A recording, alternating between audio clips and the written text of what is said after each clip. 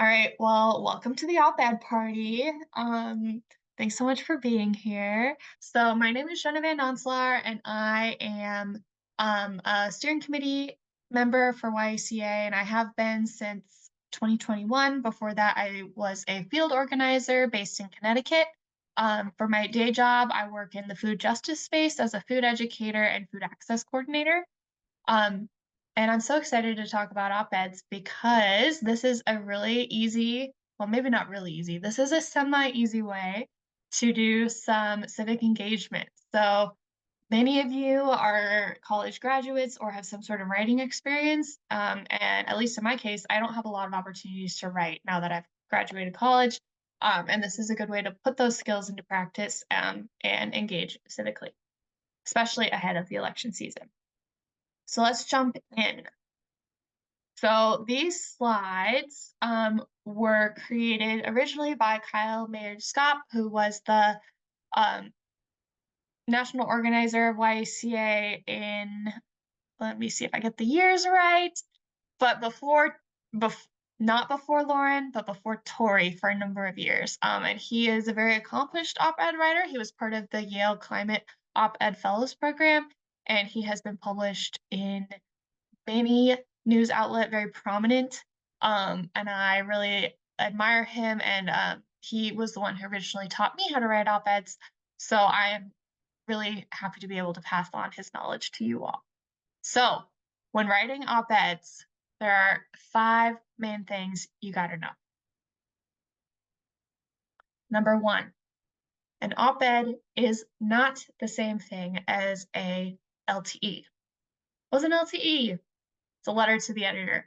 It's usually 250 words, give or take some, depending on which news outlet you're trying to publish with. And it is responding to another article or a current event. So a really good example of this is a number of years ago, we had a steering committee member respond to an article that was written about how Christians were apathetic about climate change. And she was like, hey, that's not true.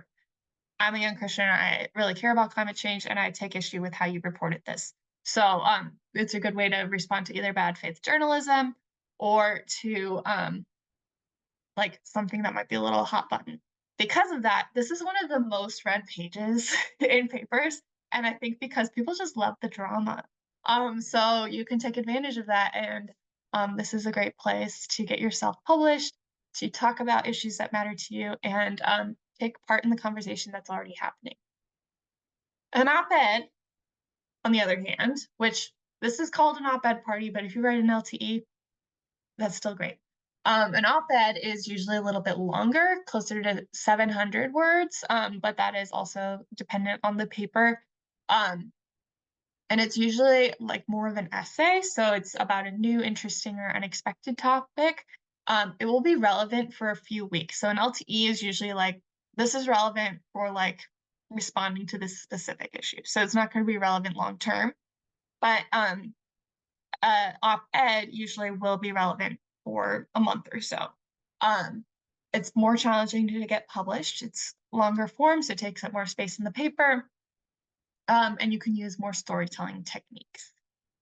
An op-ed is short for opinion editorial. So it can be something that you're not necessarily reporting on a news story, but you are sharing your opinion on a specific topic or the current event. Number 4, so we're going 5, 4.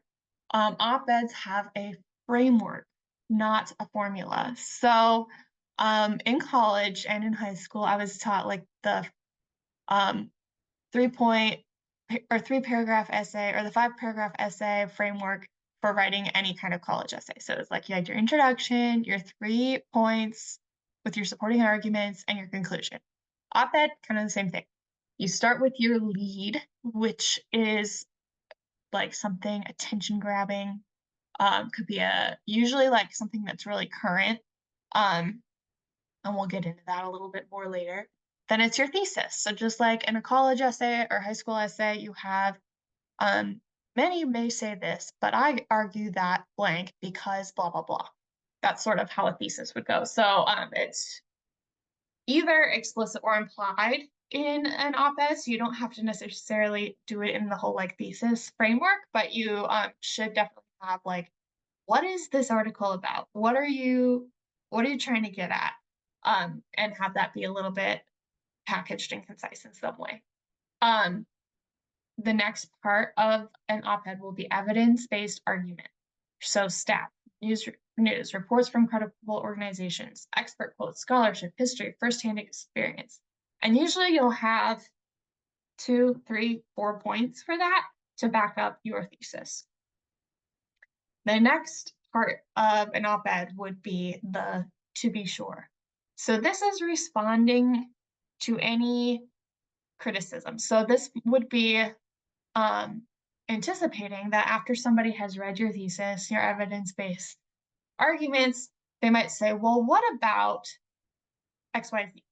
You would say, to be sure, XYZ exists, but here's my way of thinking about it and my way of repackaging it and making sure that my thesis is still credible, even given this to be sure.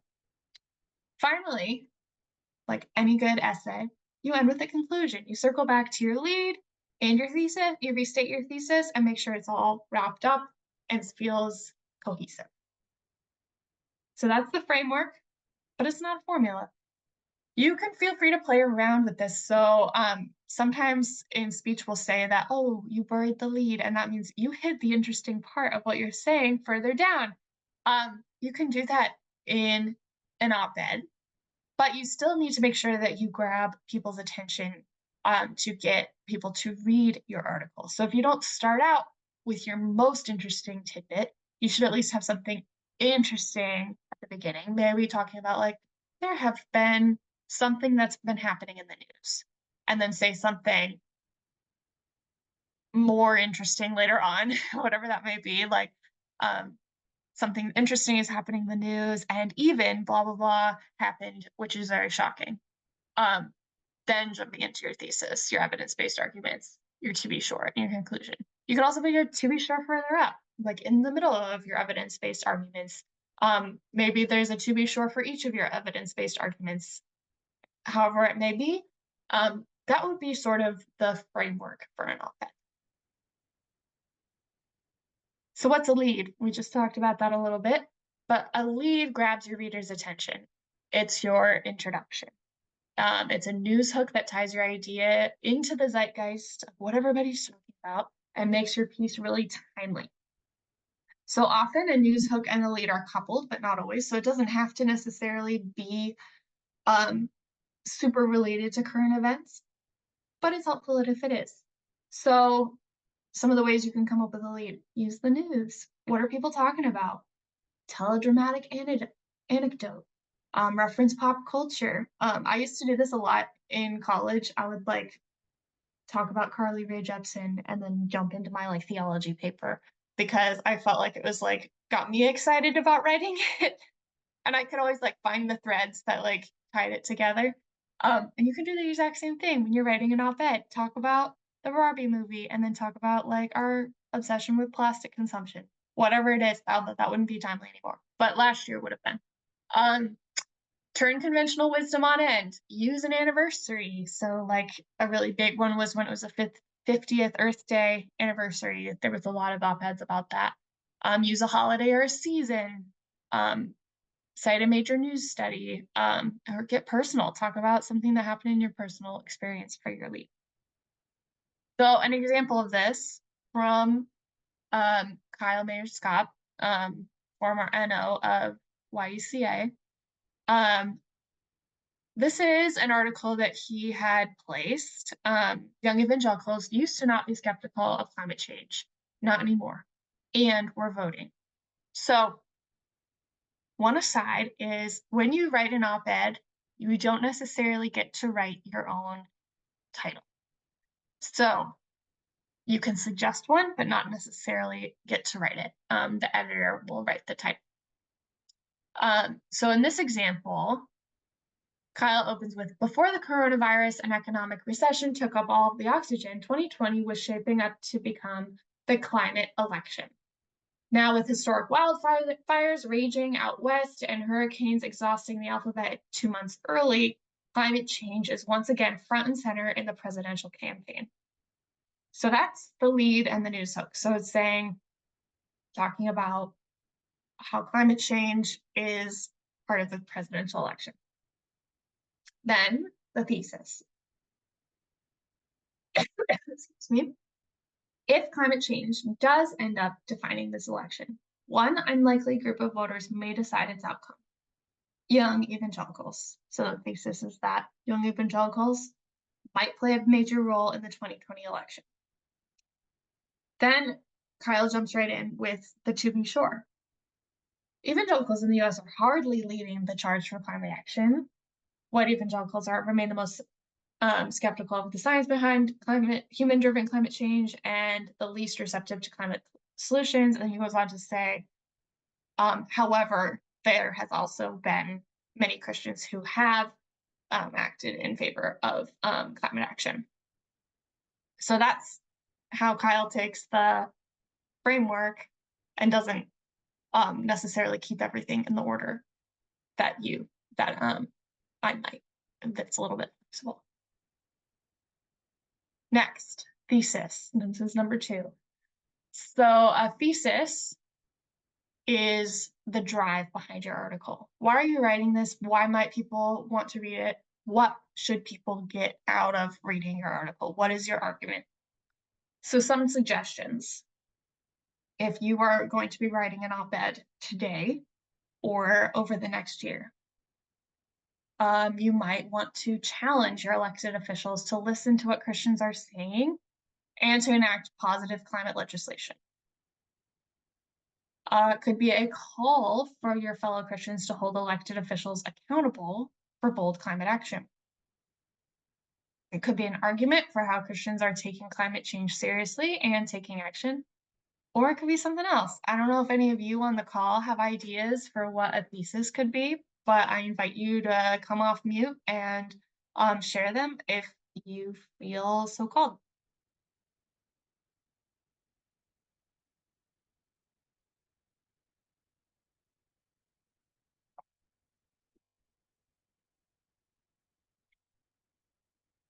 And it's okay if not. We can jump on into the next thing and can keep stewing about what your thesis might be if you were to write an op-ed today.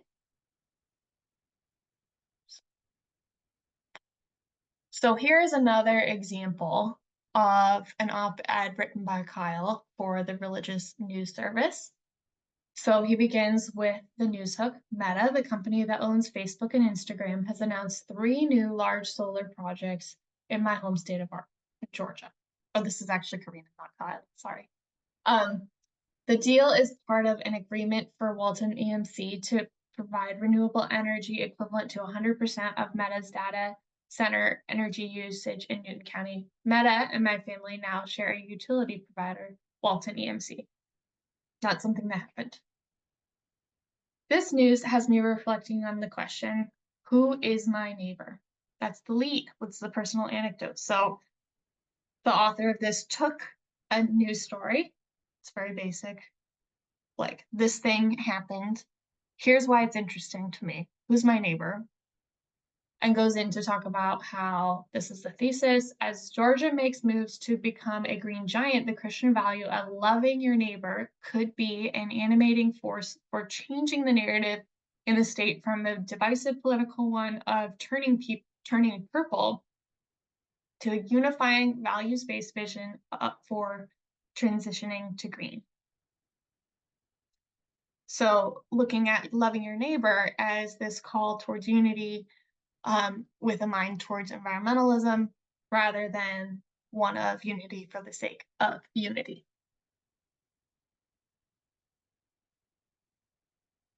All right. Number 1, probably the most difficult for me for writing an op-ed is pitching it. So you've got your thesis, you've got your lead, you've got your supporting arguments, you got your to be sure, you got your conclusion, you got it all written. You can't just sit on it. You got to send it somewhere and put it in front of the eyes of editors. So how do you pitch your op-ed? First, you got to choose your outlet of choice and research how to send in your piece. So this is a really great resource here is the op-ed project submission information webpage. So it has a whole list of papers that you can submit op-eds to and information on how to contact the editor, how to submit, and submission requirements. So this is where you'll find out like, okay, is it 650? Is it 800 words? Like what's the length requirement? As well as information on how to actually submit that. The next section would be to craft your pitch. Why now?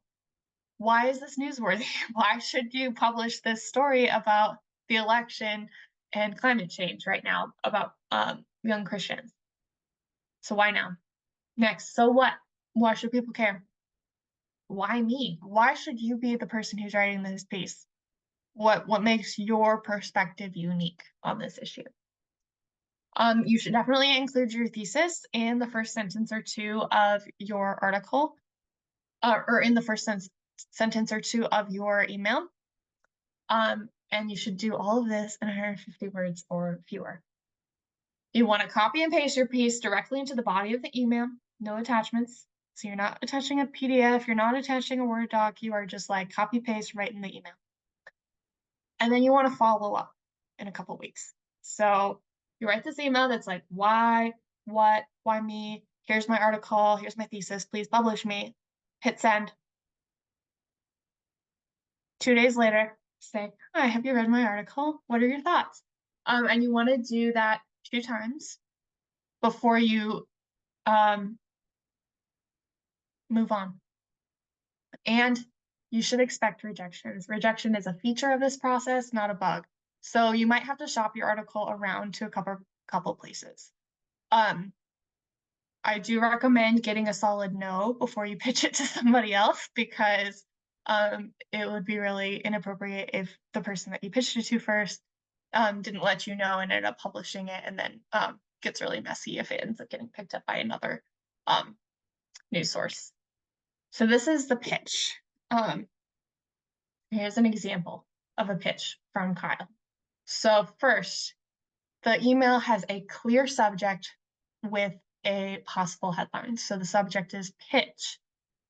The climate movement is missing a crucial ingredient, joy. And I think this was actually published in New York Times or the Atlantic. So this was picked up by a pretty high profile paper. So it was very successful. So in this pitch, Kyle says, thanks for taking a look at some previous pieces of mine. I have another I hope you might consider. I've shared previously, I'm a climate activist and ordained pastor and a vice president of the Evangelical Environmental Network, which educates and mobilizes evangelical Christians across the US toward climate action. Before that, I was a national organizer and spokesperson at Young Evangelicals for Climate Action. All told, I've spent the last 12 years organizing Christians toward climate action. Below is my op-ed about the absence of joy in the climate movement and how crucial it is for success. So everything leading up to that last sentence is the why me? Why should Kyle write an article about this? And then the last sentence is my op-ed about the absence of joy in the climate movement and how crucial it is for success. That's what his article is going to be about. Then he jumps into why now and so what? So why now? It's coming up on Biden's infrastructure plan as a top political issue. So what? I've been published on other places, and we need to shift our climate action towards joy rather than guilt-induced, because it's a pivotal moment. And then below that, he has the full piece copied and pasted into the email. All of these tips, as I've said before, can be found in Kyle's book, Following Jesus in a Warming World, which was written, I think published last year or the year before.